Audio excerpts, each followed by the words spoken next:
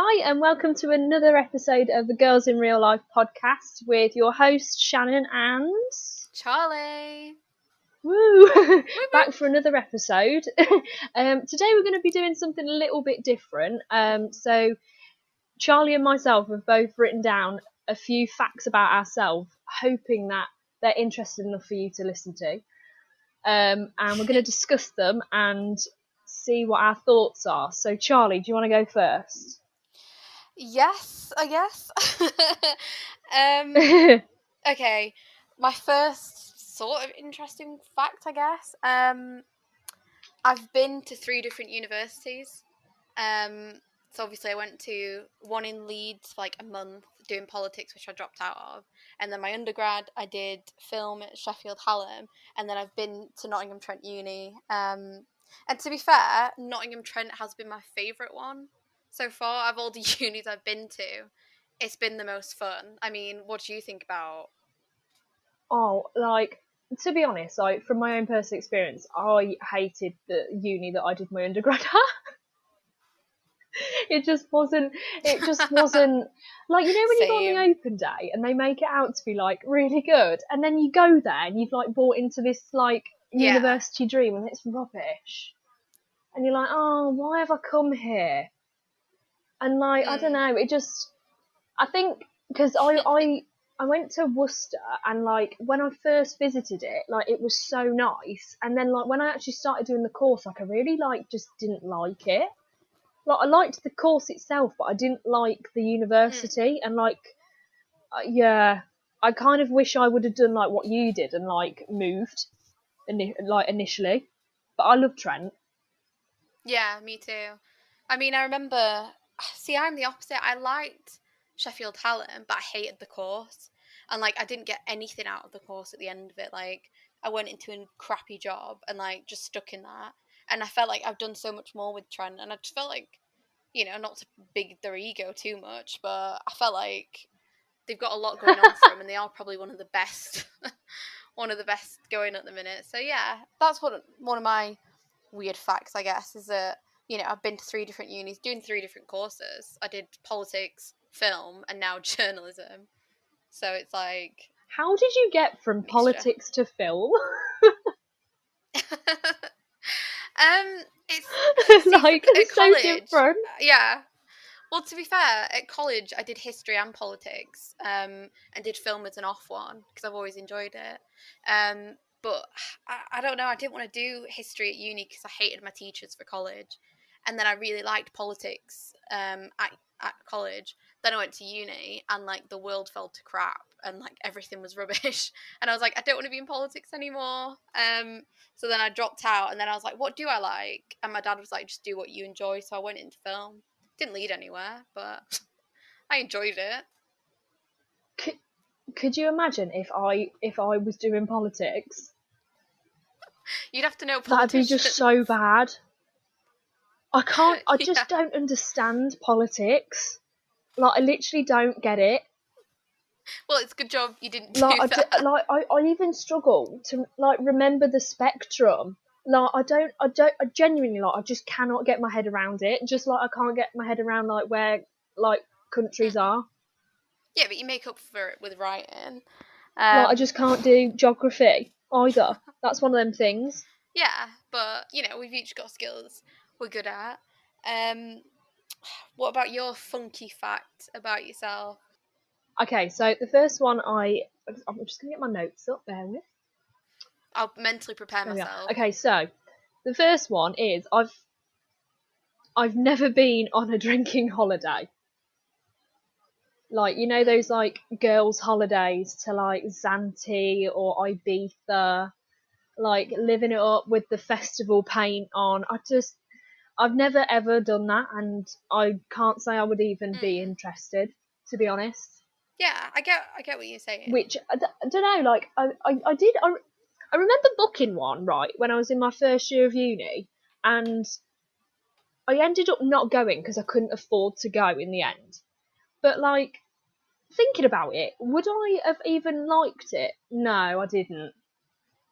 Absolute letdown, didn't even get the money back. But like thinking about it, like it's really not my scene. Like I really don't like drinking alcohol.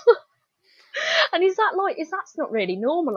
I'm supposed to be like young and fun and like in the club and all that sort of stuff, and I just don't like it. Is that really boring? No. I feel like once you get past 21, it's sort of like you've had the whole party scene, you've done everything. And then I feel like that, to be fair. I'm like, obviously there's times I want to go out, like, partying and dancing and cutting loose, whatever. But then, like, most of the time, I'm happy just being sober and just talking to people. Like, in my opinion, like, if I'm going to go on a holiday, I want to, like, enjoy the holiday and not, like, be hungover at, like, waking up at 1 p.m. and then doing this. I just don't understand it. Like, I don't it's get it. wasting your day. But, like, I feel like you're supposed to do it like a rite of passage or something, and I just haven't. Well, there's still time. If somewhere in the future you'd want it. I mean, aren't you going on holiday this year? Or supposed to be? Well, so hopefully. I don't know if I will. I'm a bit worried. Yeah, and then, but I don't know if it has or not, but it's not really a drinking holiday again. Like, it's just not really, like, my thing. Like, I just, like, enjoy, like, the culture. I sound like a grandma. I love the culture of places and, like, going on trips and stuff. No, like, I just don't. The only thing I want to be drinking on holiday is some nice, like, cold water and a Pepsi. Oh god, there's nothing better than drinking a Pepsi when it's so hot. I don't want the wine and the you know, Coca-Cola abroad is like a whole other experience. I'm sorry, it actually is. It's like another tier. Nicer, hands down. But you know, yeah, literally. I mean, you still, if you did want to go on one of these holidays, you got time. But I'm not that bothered about stuff like that. I think the last time I went on a holiday like that, I think it was like first year of uni, and it was a disaster. So I was like, I'm just happy going on holiday to enjoy the culture, like you. God, get us bloody old folk on this podcast. Lol. So I guess it's back to me. Right, Charlie, what's your next one? God, prepare yourself for this. Are you sat down? Are you sat down? Oh, okay. I'm yeah, just about. I'm okay. Right, okay. Let's go. I have 7 tattoos, and I got my first one when I was 17. And I've had 2 cover-ups, and I'm in the process of getting one removed. But I'm not getting any more after this. I'm happy with that. This is the star one that you have? Yes, I'm getting stars? Well, I got it when I was 7. Well, someone I knew was a tattoo artist, and I'd always wanted like big one or for my first one, and it's supposed to be like from a Japanese film. So I was like, oh, it'll be cool like that. I'll have a Japanese film on my arm. Drew it myself. It looked completely rubbish. And I don't know why he let me tattoo it on my arm. I don't know why he was like, you don't do this. But he did it, and I've been living with it ever since. And I'm just like, I'm not loving it. I haven't loved it for a few years, but I've never had the balls to get it removed because it's painful. I mean, I know this sounds probably like stupid, but like he probably did it because you were paying him. Not gonna lie. Well, he was my friend as well. And he gave. To be fair, he didn't. Yeah, you'd think he'd be like, yeah, you'd think he'd be like, oh, maybe not. And the fact is, he didn't charge me that much. Like compared to the resources, like getting a tattoo this size would probably be about £200. And he only charged me like £40 for it. So like it was so much cheaper. Oh my god! I know. Bargain. I was like, bargain. Well, now I look at it and I'm like, it's not a bargain. And everyone hated it when I had it, but now I'm getting it removed. Everybody's like, oh, I love that, and I'm like, no, you don't. I know. Like, don't lie to me. Like my mom and my grandma, who were like, it's hideous. They hate tattoos. Like, this is the worst. But then they're like, oh, I really love that. It always makes me think of you. And I'm like, that's not a good reason to keep it. But yeah, I'm not getting any more tattoos after this. Like, I actually can't stand the sight of it. I'm like, oh god. What other ones have you got? I have a rose on my leg, which was yellow, but now it's orange because of time. But that was when my nana died. And then I had a tattoo when I was on holiday, on a drunken holiday, that was supposed to be Chinese writing. Oh God. But it wasn't what it was supposed to be. It was supposed to be in like honour or something. Googled it, it wasn't that. So I had it covered up with a cat. And then I've just got like trees and roses and like skulls and stuff, but not in too big. The biggest I've got is this one that I'm getting removed. What? So it's supposed to say something in Chinese, but it doesn't say what it's supposed to say. It's on my leg. It was a tiny little like thing that was supposed to mean like honour in Chinese or Japanese. I don't know. It was a drunken holiday in Skegness. It wasn't even a nice holiday place. Oh God! And I got it done like really quickly because I was like, yeah, I want this. And then a few weeks later, I like looked it up. I was like in my head, and then I saw it, and I was like, that doesn't mean that. So then I wanted to get it covered up. But because of the colours, I had to get a big thing. So then I got a big cat over it. Just because I'd rather have that than have some random letter on me. Do you remember what it means? Oh, I think I found out through like, you know, when you do Google Translate, when you look at a picture or something. And I think it was something like cardboard box.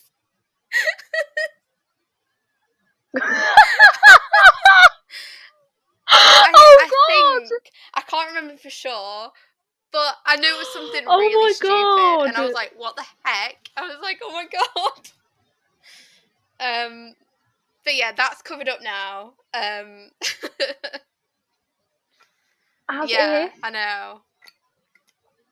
Oh, they full on like pulled the prank patrol on you there. God. Not even lying. It's because obviously you go to the tiny little crappy tattoo places on holiday, and they just want to do as many as possible. They probably don't know what it means either. And I was just like, I want something cool, but it was so bad.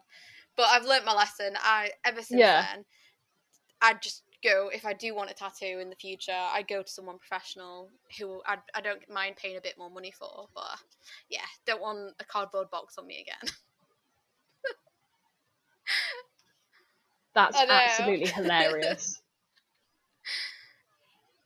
Like, I can laugh at it now, but God, I was so angry and so upset. Yeah, because you literally paid to be for fair, that. It was only That's like ridiculous. £30 or something, but I was That's like, actually banned. Still, it's money. I know, but still, you got a tattoo that said something like cardboard box. I know. Well, part of me was like, should I keep it? But I was like, so no. funny. I was like, that's so embarrassing and offensive to like people. Like, I don't want that. But yeah, have you got any tattoos? Yeah, I've got one. But like I had it. I had it like just before I went to university. So like 5 years ago. Oh my god, 5 years ago. No way. And like I don't know what they're called. Like I found them online. This makes it sound like I didn't really think it through, but like I did. And like they're these like triangles, but I can't pronounce what they're called. They're like glots, glyphs. Do you know what I'm talking about? I think so. Yeah. Are they quite? Is it like a geometric one? And they're like little triangles, and they all. Yeah, kind of, and they've all got like different like lines on them, so they mean different things. Right. But I don't know how to pronounce it. But like, I picked like 3 that I really liked, and then I had that done, and like I actually really like it. But like, it's in a place where I often forget that I've even got it, or like you know when like you put a bikini on, like if I on a holiday, people be like staring. I'm like, what they're staring at? I'm like, oh right, yeah, got it. That. But people always say to me like, oh, you don't look like the type to have a tattoo. I'm like, what does a type to have a tattoo? Like, it's so rude. Yeah, I know what you mean. Like, do you know what? I could be all covered under here and you have no idea. Could have like hidden like tattoos could everywhere. Could have sleeves and all sorts. You know, you could cover it up every day. They don't know that. Have you seen who? Yeah, literally. Have you seen, I think it's really funny, is it Cara Delevingne that has Made in England tattooed on the bottom of her foot? I wouldn't do that. That'd be so painful. I think that's so funny. It's like the Barbie thing, right? Yeah. Like that whole, like, Made in China thing. I think that's hilarious. But that'd hurt, God. like, I've seen hell. people who are, like, Toy Story fans who have Andy tattooed on the bottom of their foot. And I could never get a tattoo on underneath your foot. It'd be so painful. Oh my god. Yeah, like, big fans, like, oh my god. But, like, if you had something like that, it'd be so intricate, though. Like, the pain would be unbearable having all that done. Yeah. Like, I can't even imagine. That would be so painful. Well, it's supposed to be painful, like, on your hand as well. And, like, that's probably one of the reasons why I've never gotten it away from my fat, because it's more painful on the bone. Away from your fat. No, just tattoo the fat bits. I'm protected with the skin. Right. Okay, let's move on to your moving on. Funky fact. Number 2. Right, so number 2, I hate wearing mini dresses. Okay, what sort of mini dresses? I can't, like, you know, like, any really, like, it could be a casual dress, it could be like a night out dress, like, there is nothing worse in my opinion than wearing a mini dress. Like, I used to like them, like, back in the day when I was like young and, you know, all those things and free and all those sorts of things. But now I actually can't think of anything worse than wearing a mini dress. Like, I just think they're so uncomfortable, and you're constantly pulling them down. And I feel like it's such like an, you know, if you're going on like a proper like glam night out, and it's such a thing to like buy a mini dress from like Opoly and wear this like sucked in little mini number, and I literally can't think of anything worse. No, I get what you mean. Like, I think it used to be a bigger thing, like when we were younger, like especially first year of uni, it's like, oh my god, buy a new dress, gotta look nice, gotta like look my best. And then it got to the end of, I think it was like third year, I was like, I just want to wear like jeans or like leggings or something, or like I'm wearing jeans. Like, I don't like the mini dresses anymore. And like, do you know what though? Like, in general, like, I'm really not keen on dresses. Like, and I don't think it helps. Like, I now really like baggy clothes. Like, I have like quite a baggy fit style, like an oversized fit style. So then when I wear something that's like quite short and like tight to your bits, like, it makes me like, I hate it. Like, it makes me really uncomfortable. But like, I bet like some people look so good, but it just makes me feel so uncomfortable. No, I get what you mean. And I feel like it's such like an Instagram thing to wear all these like cute little mini dresses, and even like the daytime with like trainers and stuff. But I'd just rather wear jeans. Like, I hate skirts as well. No, I get what you mean. I hate mini skirts. I don't mind long skirts in summer if I'm at the beach, but short skirts in general, not a fan. But then, like, I feel like you can't buy like a long dress and like wear it. Like, say if you're going out on a night out, you can't wear that because it looks too formal. I think if it's too long. And I'm like, oh, yeah, like you're going to some like wedding reception. Like, hi, I'm here in my maxi, flowing around the dance floor. But yeah, that's your fashion sense though for the baggy style. I mean, I think it's making a comeback. I get what you mean though. I hate those tiny dresses. I don't get how people can wear them, because if I wear it, it comes up and then I'm flashing my pants, and then it's like no one wants to see that, and I'm just like, can we not just have normal sized dresses anymore, or not wear dresses? Like, that's for the unknown. Like, not everyone gets the privilege of seeing like all this body, you know.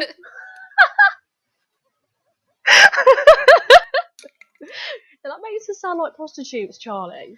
We'll get a patron or whatever, and we'll set up a like crowdfunder. Pay us if you want that. We're poor students. We need that. But yeah, that's interesting though. I get it's just not my. Yeah, Like, literally this morning, not this morning, yesterday and today, what am I even saying? Yesterday and this morning, I bought 2 new oversized items. Because I just think it's more I comfy. agree. Like, it's like crop tops, though. I don't really like a crop top either, because I just feel like it's too... You're constantly pulling it down. Yeah. It's too restrictive. Although you do get some funny looks. Like, I went for a walk with my mum, obviously, under the lockdown rules. And I was wearing, like, cycling shorts and then, like, a big T-shirt. And it makes it look like you've got no pants on. I know what you mean. So I was getting some right funny looks. And I was like, oh, God, like, I just can't win. I don't want to wear these tight little shorts and skirts and stuff and dresses. But then I can't wear a big T-shirt because I've got no pants on. Honestly. Can't win in this society. But, yeah, it's a really interesting point, to be fair. I think fashion is moving towards that. I feel like girls feel like, I mean, it might just be me, but I feel like I should be wearing mini dresses. And, like, I feel kind of wrong that I don't like them, but I just can't make myself like it. If it's not you shouldn't force yourself in it, especially if you're not going to be comfortable.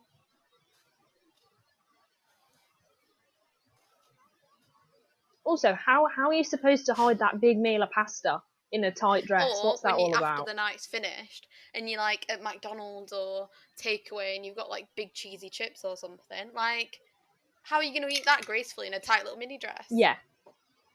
Nah. With no like, give. If you've got jeans, you can undo it. Or if you've got a baggy shirt on, you can cover up your stomach. But nah, not about that life. Yeah, it's not my preference, thank you. Right, number 2 for you. Me, I think. Go. Yes, it's number 3 for me. I can't even count anymore. Yeah, number 3. What am I even talking about? I think I've probably told you this, but I don't know if the podcast obviously know this. I moved in with my boyfriend, I think it was less than 3 months into our relationship. And, like, literally everyone was like, don't do this. I had loads of friends be like, oh, you're making a mistake, give it time, work long distance, whatever. Oh my God, no way, that's horrible. To be fair, the person who I thought would be most against it would be my mom. But she was like, no, she's like, I get it, you're in love and this is the person for you. Her and my dad actually moved in, I think it was like after 8 or 6 weeks together. They moved in together. So she's like, I know if it's meant to be, it's meant to be. So I've been happier ever since. But everyone always finds it really weird. Oh. Stop it, I might cry. Oh, no. But yeah. No, because, like, those, like, people, like, couples from Love Island do that.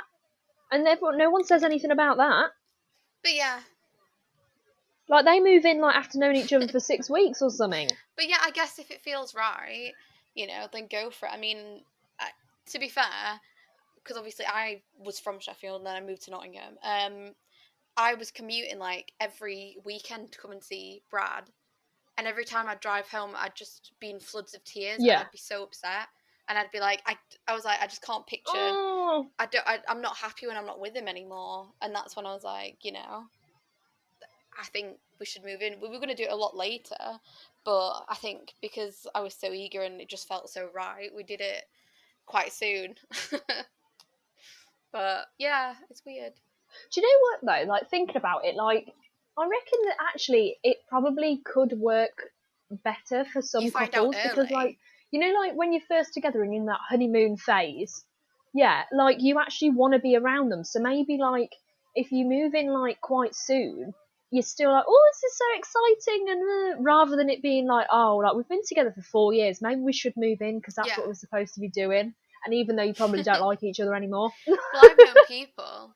Yeah, I was gonna Can't say, you tell my experiences? Oh my God. But I know one of my friends, she was with a boyfriend. I think it was similar to you. I think she was with him through uni. And I think they were together like 5 years in total. Yeah.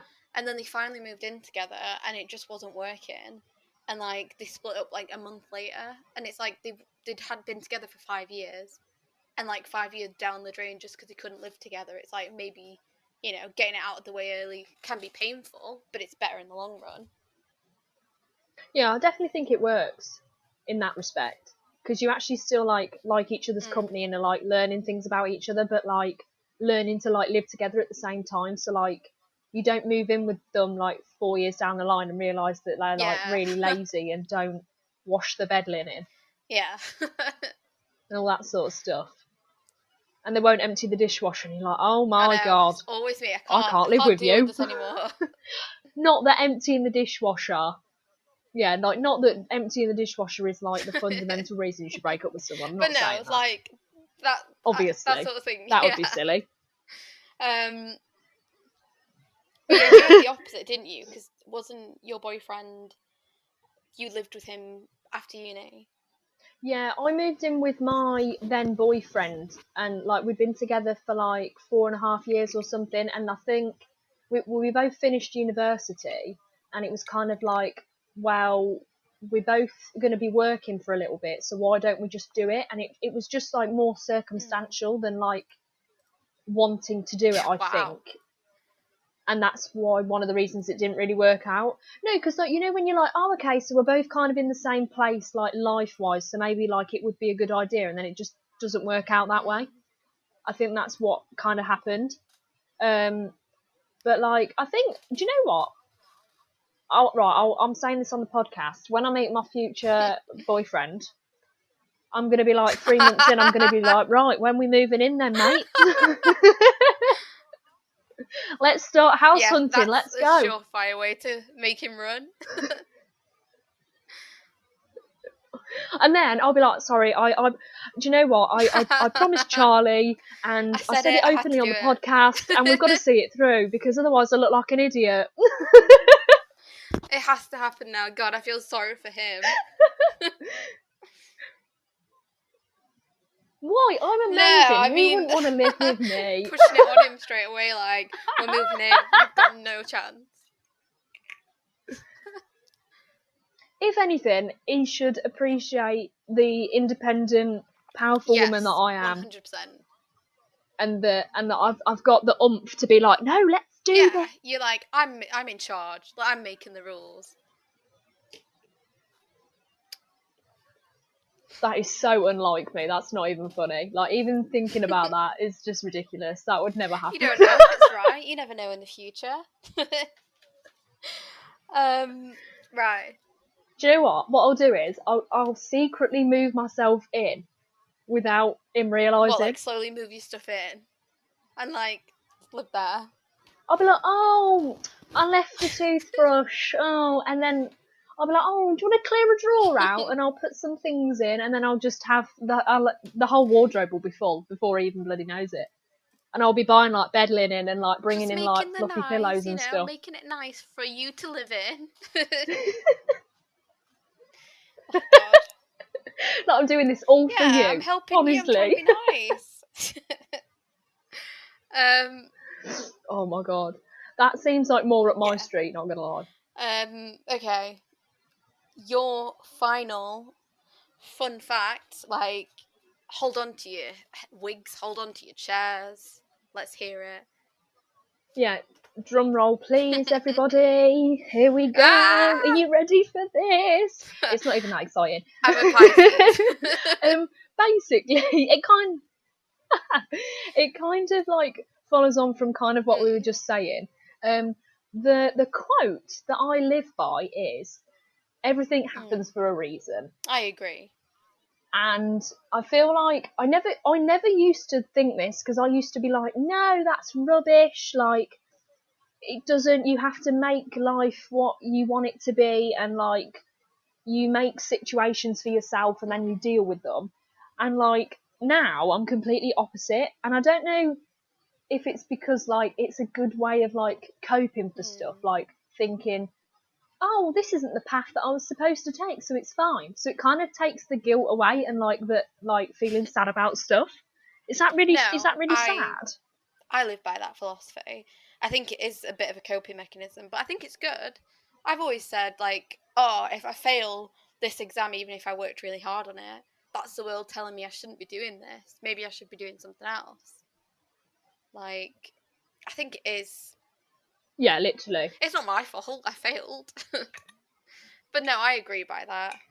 Yeah, it's just like, oh, the universe was like, no, not today. But no, I believe that. But then saying that, I do think, like, I do believe in, like, you know, like manifesting stuff. Like, if you put it out into the universe that you want something, and then you, like, work towards it, and it'll gravitate. Yeah, I think. Do you know what I mean? You know, I think that's quite meaningful, actually. Like, because like, here's an example for the people. So it's always been my dream to like move and live in Australia, but like, I feel like I've put that out in the universe, and I will work and do the things I need to do to get there, and then it will happen. Do you know what I mean? But then if it's not meant to be and I'm not supposed to live there, then I won't. Come full circle, here we are. You know, you might end up going on holiday to Australia, and you might be like, oh, this isn't the place for me. To be fair, I thought that about Japan. I've always wanted to live in Tokyo because I've been obsessed with the culture and everything else. Went on holiday there. I was like, I couldn't live here. Yeah. I couldn't live here with the... yeah, really? It wasn't for me. And the situation, I was like, oh, God, I couldn't live here. Especially with Brad. He's too tall to live... Well... Why? Everything's really small and cramped. The food is very selective. Most of it is a lot of seafood, and I don't like seafood very much. So that was big no. It's very, very, very hot and humid. There's a lot of like cultural things you're supposed to do, and I don't think I could live by, you know, women aren't supposed to be that loud in Japan. And like there's certain things you have to do. Yeah, no got way. there and I was, you know, me and Brad sort of talked about it, like, oh, maybe one day we could live in Tokyo. And then at the end we're like, we're not living in Tokyo. Yeah. Like, yeah, that's definitely not somewhere we'd live. Yeah, that's so you might mad. have that in Australia, or it might be the other way. Yeah. That's actually crazy. It's something I've wanted for years. Yeah, I could either go there on holiday and be like, Mum, I'm never coming back. I'll work on a lemon farm to raise some money to live here and never come back. Or I could be like, oh my God, I bloody hate it. Please get me back to the UK. Oh no, that sounds horrible even saying it now. God. Yeah, maybe not the UK, but somewhere across the world. See, I don't mind the UK. Like, you know how it's been so nice the past few days? I'm like living my best life. I'm like, yes. Sun puts me in such a good mood, and then it goes like rainy and windy, and I'm like, oh, for goodness sake. See, the weather deal with it any longer. It's everything else in the UK that's awful that I don't like. You know, the politics, etc. See, I think the weather thing for me is like quite a big thing, because like I noticed that, like, you know, over like winter, like November, December, especially, like when it's like really dark and like cold and miserable and like raining and stuff, like it makes me like, I think I genuinely suffer from like seasonal depression. It makes sense. And like I think even if you like, when you live in like, when people live in like warm countries, even though like it's not like 30 degrees like 52 weeks of the year, like I think like it'd still be nice. I think it helps to just get the sun. I could say that, but it obviously rains in Australia. Well, yeah, like, come on. I think it's just the more getting sunshine on your face every day. You know, there's some days in the UK where it's just so dark in the morning, especially in winter. Like, those are the days that are so depressing. I wouldn't need to fake tan anymore. I could stop fake tanning. Save that money. Save on that cash. That products. Right, yeah. I'm manifesting it Put right it out now. there in the world. A few years' time, I'm going to be there. You're going to be getting podcasts from the other side of the planet. There we go. I know it's going to be nighttime, it's going to be daytime. And if not, we'll figure it. I was going to say, like, if I don't do it, like, I'll do a dare or something, but I don't want to do that. I hate dares. I get really scared and like What about nervous the and like dares sweating. to be like, oh, we dare you to go to Australia? Then you have to go. Oh yeah, that'd be quite good actually. That would work, wouldn't it? It'd be a There nice we dare. go. But yeah, push that out into the world. I could put with that. Not like, there we are. Everything happens for a reason. That was me Do breathing you it think out into about the that world. with relationships as well? Everything happens for a reason, because I do. I feel like we have these bad relationships to prepare us for the best. And then like same with friendships, you know, friendship didn't work out, you know, that's sad, but you know, it makes you stronger, and it's happened because the world wanted it to happen. Yeah, 100%. Because don't they say as well that like you have like 3 romantic relationships in your life? Like the first one's like, it shows you that you can love and someone will love you back. Then the second one's really like toxic, and then the third one's supposed to be the one. I don't know if that's true or not, because some people do marry their like high school Or maybe sweetheart. they had like childhood loves before, where they're like, oh, I loved, or they loved in a different way, like a family member loves them. Or they just went through or they went through all those phases with the same It's person. toxic, but then it went good, so They broke up like 12 times. some people do though, you know. That's what the world wants, I guess. But yeah, I live that. If it's meant to be, it will come back. Yeah, but I completely agree with that. No, I do think that. I think everything teaches you a lesson, and then you like learn from it, and then like it means that it just wasn't what you're supposed to have. But then thinking about that, I was watching First Dates last night, and like there was this lady, and she's been married 3 times. Really? And